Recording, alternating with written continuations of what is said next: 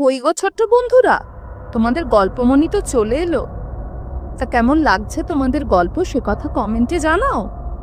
একটু বেশি বেশি শোনো, একটু বেশি বেশি সাবস্ক্রাইব করো বা করুন, আর দূর থেকে অনেক অনেক ভালোবাসা দিন। যারা শুনছেন কিন্তু সাবস্ক্রাইব করছেন না, প্লিজ একটু সাবস্ক্রাইব করুন, তাহলে আমি অনেক বেশি গল্প তৈরি করার এনার্জি পাই। আজকের গল্প গজেন্দ্র কুমার মিত্রের পিশাচ সিদ্ধ। তাহলে শুরু করি আজকের গল্প। কথাটা তুললেন আমাদের স্থানীয় ডিপো সুপারিনটেন্ডেন্ট শঙ্কর বাবু। এখানকার দ্রষ্টব্য স্থানগুলোর তালিকা শেষ করে আমার গৃহিণীকে তিনি এখনকার সাধারণ মাহাত্ম্য বোঝাচ্ছিলেন। সেই সঙ্গে ইংরেজিতে যাকে বলে লোকাল সেলিব্রিটি, অর্থাৎ স্থানীয় বিখ্যাত ব্যক্তি, তাদেরও একটা তালিকা দিয়ে ওকে অভিভূত করার চেষ্টা করছিলেন। সেই প্রসঙ্গেই কথাটা উঠল। অফিসের কাজে এসেছি বটে, তবে একা আসতে পারিনি, গিন্নি সঙ্গে এসেছে। এমন একটা জায়গায় একা বেরিয়ে ঘুরে যাব সে তো কিছুতেই সহ্য করবেন না, সাফ বলে দিলেন। বললেন, অফিসের কাজে যাচ্ছ বলে কি তুমি শহরের অন্য কোথাও কিছু দেখবে না? সত্যি করে বলো দেখি। তাতে হয়েছেই বাকি, তুমি যাবে অফিসের খরচে, আমি যাব আমার খরচে। আমি তো আর কোম্পানির ঘাড়ে যাচ্ছি না। নিজের খরচেও স্ত্রীকে সঙ্গে করে নিতে পারবো না, এটা তো বলতেও পারি না। স্ত্রী জিজ্ঞাসা করলেন, এমন কোনো আইন আছে নাকি কোম্পানির যে স্ত্রীর খরচও নিজে দেওয়া যায় না? সত্যি এমন কোনো আইন যে নেই সেটা মানতেই হলো। তাছাড়া ভেবে দেখলাম যে সুবিধাও ঢের। ভবিষ্যতে বেড়াতে এলে ডবল খরচাই লাগবে, এতো তবু আমার দায় নিশ্চিন্ত। আর সত্যি কথা বলতে কি, ওরও অনেক খরচটাই কোম্পানির ওপর চাপানো যাবে। কতকগুলো তো এক খরচাতেই সারতে পারবো। এই যে এখানে এসে পর্যন্ত শঙ্করবাবুর গাড়িতে বেড়াচ্ছি, এটাও তো মস্ত লাভ। হোটেলে আছি বটে, শঙ্করবাবুর বাড়িতে নিয়ে যেতে চেয়েছিলেন, রাজি হয়নি, কিন্তু কোম্পানির যা দৈনিক খরচা বরাদ্দ, তাতেই তো প্রায় দুটো খরচ পুষিয়ে যাচ্ছে। বাড়তি কোনো খরচ তো লাগছেই না। উল্টে দুবেলা পরের বাড়ি চা খেতে খেতে ক্লান্ত হয়ে পড়েছি। আমি যদিও সব জানতুম এবং অনুমানও করতে পেরেছিলাম আগেই, তাই গৃহিণীর প্রস্তাবে বিশেষ আপত্তি করিনি। দু একবার মৌখিক নানা সে কি করে সম্ভব, লোকে নানা কথা বলবে ইত্যাদি বলেই চুপ করে গেছি।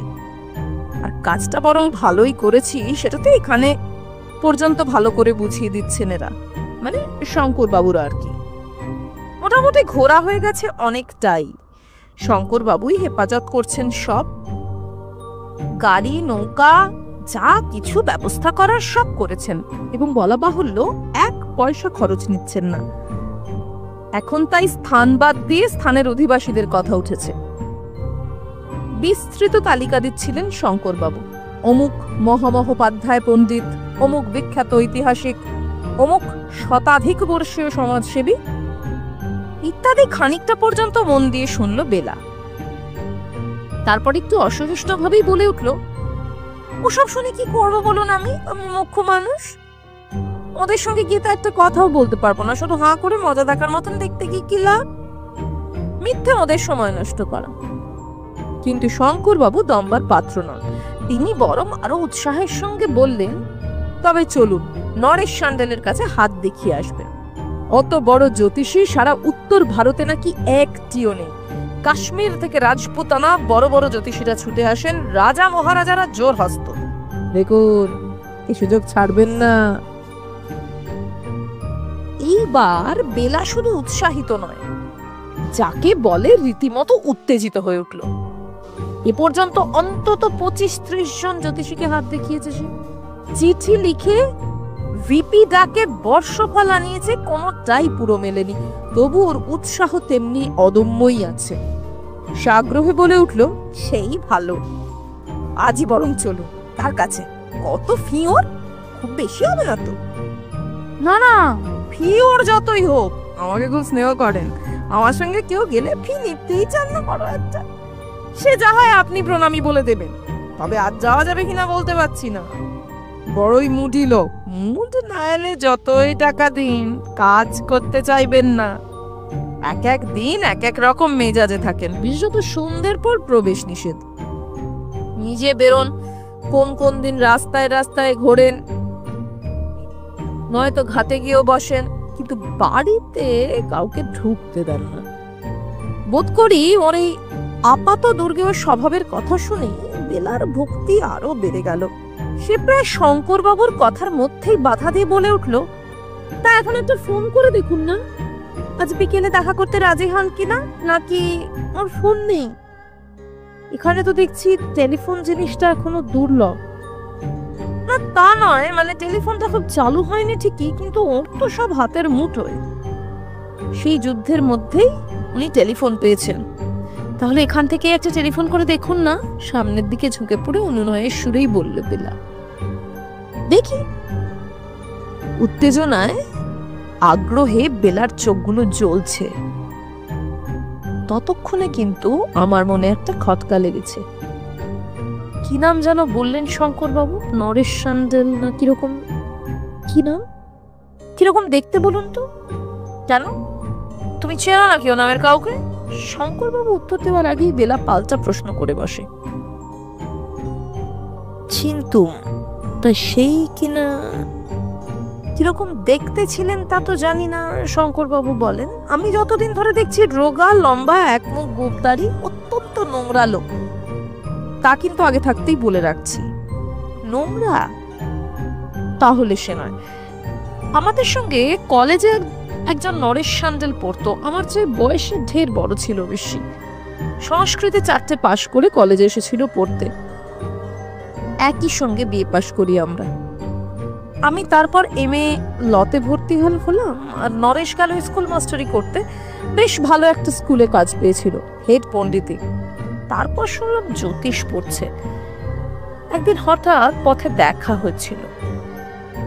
আমার কথাটা শোনা ছিল বলে একটু মজা করবার জন্যই বলছিল, তুই তো জ্যোতিষ করছিস শুনলাম, কবে আমার বিয়ে হবে বলতো, আর কেমন বউ হবে? তা একবার সে আমার মুখের দিকে তাকিয়ে বললে, তোর বিয়ে হয়ে গেছে, আর বউ এরকম দেখতে। বললে বিশ্বাস করবে না, হুবহু তোমার বর্ণনা দিয়ে গেল সে। তাই নাকি? বেলা লাফিয়ে উঠল। কই, কখনো বলনি তো? সেটা তাহলে সাংঘাতিক কথা। না মানে আমি অতটা আমল দিইনি, আমার মনে হয়েছিল এখনো। তাই মনে হয় যে ও আমার বিয়ের কথাটা কারোর মুখে শুনেছিল, আর পথে ঘাটে তোমার সঙ্গে আমাকে দেখে থাকবে, নইলে কি আর আমার নিখুঁত বর্ণনা দিতে পারে? তারপর তারপর তার কি হলো? তারপর আর দেখা হয়নি আমার সঙ্গে। কিছুদিন পরে শুনলাম যে মাস্টারি ছেড়ে কাশ্মীরে না কাশিতে কোথায় চলে গেছে, জ্যোতিষ শাস্ত্রে রিসার্চ করবে বলে। ওই পর্যন্তই, আর কোনো খবর পাইনি। তা তিনি যে এই নরেশ সান্যাল নন কেমন করে জানলেন? এই দিকেই তো এসেছিলেন বলছেন। এবার শঙ্করবাবু আগ্রহ প্রকাশ করেন। ওই একটা পয়েন্টে যে মিলছে না, আমাদের নরেশ ছিল ভারী শৌখিন, আর পরিষ্কারটা বাতিক ছিল বলা চলে তার। কলেজের কথা তো ছেড়েই দিন, আমাদের বাড়িতেই সে কিছু খেতে চাইতো না, এক গ্লাস জল পর্যন্ত না। তার ভয় ছিল, স্পষ্টতই সে বলতো হয়তো জলের কলসিটা ঠিক মতো ঢাকা দেওয়া হয়নি, বা গ্লাসগুলো ধোয়াও বোধহয় ভালো করে নয়। অনেকের বাড়িতে ইঁটো, গ্লাস, কলসি কি জ্বালাতে ডুবোনোর বদভ্যাসও আছে না। এইসব ও ব্যাপারে তাকে বদ্ধ পাগলই বলা যায়। কাপড় জামার ব্যাপারেও তেমনি। কখনো আজকের কাপড় কাল পরতো না, প্রত্যেক দিন নিজে হাতে কেচে মার দিয়ে ইস্ত্রি করে ধোপ দুরস্ত জামা পরে সে আসতো।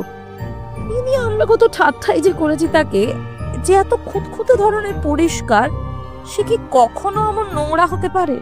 মানুষের স্বভাব কি এতখানি পাল্টাতে পারে? অন্তত আমি তো কখনো দেখিনি অমন ধারা বদলে যেতে। শঙ্করবাবু আর তখন কিছু বললেন না, নিচে চলে গেলেন টেলিফোন করতে। মিনিট 5 পরে যখন ফিরলেন, তখন তার মুখ উদ্ভাসিত। বললেন, ও আপনার এ যাত্রায় শিয়াল বাঁহাতি। নরেশ সান্যালকে এমন এক কথায় রাজি হতে কখনো দেখিনি জানেন। আজই দেখা করবে, যখন খুশি যেতে বললেন। বেলা তো আনন্দে লাফিয়ে উঠল। তখনই ছুটে গিয়ে সুটকেস হাতড়াতে হাতড়াতে কি খুঁজতে লাগলো। কি পরে যাবে সেটাই তখন তার একমাত্র দুশ্চিন্তা। পৃথিবীতে যেখানে যাই কিছু ঘটে যাক না কেন, যেখানেই যেতে হোক না কেন, তার কাছে তার শাড়ি নির্বাচনের সমস্যাটাই সবচেয়ে বড়। তারা আপনারা কখন যাচ্ছেন তাহলে? এমনি প্রশ্ন করি, কিছু একটা বলার খাতিরই করি। তার মানে আপনি জানেন না? শঙ্কর বাবুর কণ্ঠে অকৃত্রিম বিস্ময়। না না, আমি আর কি করতে যাব, ওতে আমার কোনো ইন্টারেস্ট নেই। তার মানে? বেলা ভেতর থেকে লাফিয়ে বেরিয়ে এলো। বারে, তুমি যাবে নাকি? অত বড় একটা লোক? হ্যাঁ, সবাই অত বড় একটা লোক, তুমিও যেমন। উপায় তোমার আছে, তুমি যাও, হাত দেখাওগে। আমি বিশ্বাসও করি না, ওসব তার কথাও নেই। ও মা, তা বলে তুমি যাবে না? যেন নিয়ে যায় বেলা। সে কিরকম হবে? না না, তুমি চলো লক্ষ্মীটি, অনুনয় করে সে। শঙ্কর বাবু অদ্ভুত ভাবে সেই অনুনয়ে যোগ দেন। চলুন না দাদা, কতটুকু বা আমি বলেছি, খুব ইন্টারেস্টিং পার্সোনালিটি, ভালো লাগবে আপনার। তাছাড়া তিনি আপনার সেই বন্ধুটি কিনা, চক্ষুকর্ণের বিভাগ ভঞ্জন হয়ে যাবে। চলুন চলুন চলুন। অগত্যা উঠতেই হয়, আর কি করা যায়। অতি সরু পরিসর গলির মধ্যে প্রকাণ্ড একখানা বাড়ি। বাড়িটা দেখলেই সে সম্বন্ধে প্রথম যে কথাটা মনে হয় সে হচ্ছে তার আশ্চর্য স্তব্ধতা। থমথম করছে সবটা। আরো যা আশ্চর্য লাগলো, সেটা একটা ছোট্ট একমুখ কানা গলি। গলির দুপাশে যে আরো বাড়ি রয়েছে সেগুলোও জনমানবহীন। বহুকাল কোনো মানুষ বাস করেনি বোধহয়, কারণ বাড়ির দুটো দরজাতেই দুটো প্রকাণ্ড তালা ঝুলছে, আর তাতে প্রায় 1/2 ইঞ্চি পুরু ধুলো জমেছে। আমি কোনো প্রশ্ন করার আগেই শঙ্করবাবু চুপি চুপি ব্যাখ্যা করলেন। এ দুটো বাড়িও ওর, বছর কতক আগে কিনেছেন। পাছে প্রতিবেশীরা চেঁচামেচি করলে শান্তির ব্যাঘাত হয়, তাই কিনে এমনি বন্ধ করে রেখেছেন। কিছু কিছু বই থাকে অবশ্য, উপরের ঘরগুলোয় বইয়ের কালেকশন তো সবারই বাড়িতে ধরে না, তবে বই রাখাটা গৌণ। মুখ্য হলো অখণ্ড নির্জনতা। বাড়িতে ইলেকট্রিসিটি আছে দেখছি, তবু কোনো কলিং বেলের ব্যবস্থা নেই। দরজায় তালা দেবার মতন বড় কড়া লাগানো। শঙ্করবাবু একটা কড়া ধরে ঘোরাতেই ভেতরে ঝনঝন করে ঘন্টা বেজে উঠল। ঘন্টা বাজার মিনিট খানে কোনো শব্দ নেই। তারপর হঠাৎ যেন আমাদের ঠিক মাথার উপর থেকে একটা প্রশ্ন এলো, কে? গম্ভীর কণ্ঠস্বর, কেমন একটু জড়তার ভাব তাতে, যেন সদ্য ঘুম থেকে জেগে ওঠার মতো। চমকে উঠলাম, কিন্তু শঙ্করবাবু হাসলেন, দেখালেন দরজার ঠিক মাথার দেওয়ালে গর্ত করে একটা চোং লাগানো। শব্দটা সেখান দিয়েই আসছে, কতকটা মেগাফোনের মতন ব্যাপার। শঙ্করবাবুই চেঁচিয়ে জবাব দিলেন, আমরা এসেছি, আমি শঙ্কর। ওহ, এসো। তেমনই শব্দ এলো উপর থেকে। তারপর একটা ঘর ঘর শব্দ, ভেতরের ছিটকিনি সরে গিয়ে সেই প্রকাণ্ড কপাটটা আস্তে আস্তে যেন আপনিই খুলে গেল। কেউ কোথাও নেই, অথচ দরজাটা খুলে গেল। ভয় পাবারই কথা, কিন্তু সেটাতে অত ভয় পেলাম না, কারণ উপর থেকে দড়ি টেনে ছিটকিনি খোলা এখানকার দস্তুর। আরো বহু বাড়িতেই ব্যবস্থাটা দেখেছি। ভয় পেলাম আমরা অন্য কারণে। সমস্ত নিচের তলাটাই জনহীন, নিস্তব্ধ। মাল আছে অনেক, দামি দামি আসবাব, সূক্ষ্ম মূল্যবান শিল্পকর্ম, আর স্তূপাকার বই। কতক চৌকির ওপর, কতক আলমারিতে, কতক বা দালানের মেঝের ওপরই। মস্ত বড় চোখ মিলানো সেকালের বাড়ি, বড় বড় ঘর, কিন্তু সবগুলোই খোলা, জনহীন এবং ধুলোয় ভরা। দরজা খোলার পরও মিনিট খানেক লাগলো আমাদের সাহস সঞ্চয় করে ভেতরে ঢুকতে। আরো দেরি হতো হয়তো, যদি না ইতিমধ্যেই ওপর থেকে অসহিষ্ণু কণ্ঠে আহ্বান আসতো, কে? এসো, শঙ্কর, দৌড় ভিজিয়ে দিও। অগত্যা ঢুকতে হলো ভেতরে। পুরো হয়ে ধুলো জমে আছে, মেঝেতে, কপাটের গায়ে, আসবাবের ওপর, বইয়ের গাদায়, সর্বত্র। কতকালের ধুলো তা বলা কঠিন, বোধহয় 1 বছর কি ততোধিক। কাল ঝাড়ু পড়েনি, কতদিনই যে ঝাড়ু পড়েনি, শুধু কাল নয় সেটাই বোঝা গেল না। উঠোনের আবর্জনা স্তূপটাই সবচেয়ে ভয়াবহ। তাতে বর্ষায় গাছ ও ঘাস গজিয়েছিল, শীতে সেগুলো শুকিয়েছে, কিন্তু এখনো তার চিহ্ন যায়নি। কেউ কষ্ট স্বীকার করে সেগুলো ফেলেও দেয়নি। দরজাটা খোলার পর যে সামান্য বাতাসের সৃষ্টি হয়েছে, তাতেই কপাটের গায়ের সামনের মেঝের ধুলো কিছু উড়েছে। আমরা নাকে রুমাল চাপা দিয়ে উঠে এলাম উপরে। বিস্তার পাথরের সিঁড়ি, ওপরের বারান্দা, ঘরও বড় বড়। এককালে কোনো ধনী লোকেরই বাড়ি ছিল বোঝা যায়, কিন্তু সবই অগোছালো আর ধুলো ভর্তি। কি যে জঞ্জাল চারিদিকে, সে না দেখলে বোঝা কঠিন। শঙ্কর আমাদের পথ দেখিয়ে এক ফালি খোলা ছাদ পেরিয়ে ওপাশের একটা বড় ঘরে নিয়ে এলো। মস্ত ঘর, একপাশে একটা বড় ঘর, সেই ঘরের মধ্যে পালঙ্কে ঢালা বিছানা, আর একদিকে একটা চৌকিতে মাদুর পাতা, তারই ওপর বসে আছেন জ্যোতিষী ঠাকুর। এই ঘরেও দামি আসবাবের অভাব নেই। যেসব অয়েল পেন্টিং, ঝাড়, সেকালের গিলটি করা ফ্রেমে বাঁধা বড় আয়না রয়েছে ঘরে, তার দাম কয়েক হাজার টাকার কম নয়। বইয়ের আলমারিগুলো নানা আকার ও নানা গঠনের হলেও অধিকাংশই মেহগিনি কাঠের। একটা আবলুশো আছে। আমি এককালে সব কারবার করেছিলাম, জিনিস চিনি। তাই এক একটা বুককেস কলকাতাতেই 500-700, এমনকি 1000 টাকা দামেও বিক্রি হতে পারে, কিন্তু ওই পর্যন্তই। সেসব যা অবস্থা হয়ে আছে তাতে চেনাই কঠিন। বিছানার চাদরটাও ওয়ারগুলো বোধহয় বছর 2 বদলানো হয়নি। চাদরটা যে এককালে সাদা ছিল তা আজ কোনো মতেই বোঝবার উপায় নেই। ওয়ারও তাই। ঘরের মেঝেতে হেন আবর্জনা নেই যা মানুষ কল্পনা করতে পারে। ফলের খোসা, আমের আঁটি, কবেকার শুকনো ভাত, মুড়ি, ছেঁড়া কাগজ, ব্যবহৃত দাঁতন কাজে কি নেই। তারই একপাশে ইঁটো বাসন ও ভাঙা কলাই ওঠা কাপ। সেসব বাসন সম্ভবত 2-3 দিন ধরে জমেছে, মাজা হয়নি। চায়ের কাপেরও অবস্থা ততই অচল। সেখানেই ধুলোর ওপর একটা পোড়া লোটা ও খানিকটা ন্যাকড়া পড়ে। খুব সম্ভব ওই লোটায় চায়ের জল হয়েছে, সেই চা ওই ন্যাকড়ায় ছাঁকা হয়েছে, কিন্তু কোনোটাই পরিষ্কার করা হয়ে ওঠেনি। কি জানে, হয়তো ওই ন্যাকড়াই তুলে আবার চা ছাঁকা হবে।